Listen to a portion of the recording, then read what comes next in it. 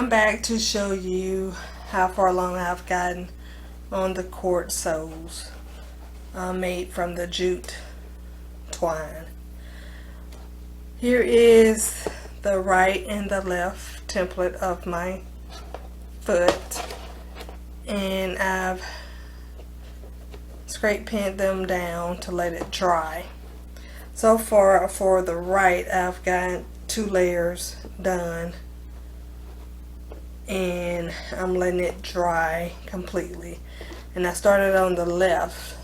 I only have done 1 layer. Tomorrow I will do the 2nd layer when that first layer dry, and then I will come back to let you know when I take the sole from the plastic, and to let you see how it looks completed. Alright guys, stay tuned and I will see you tomorrow. Please like, share, and subscribe, and stay tuned, and I will show you the completed jute sole, cord soles. Alright, thanks for watching.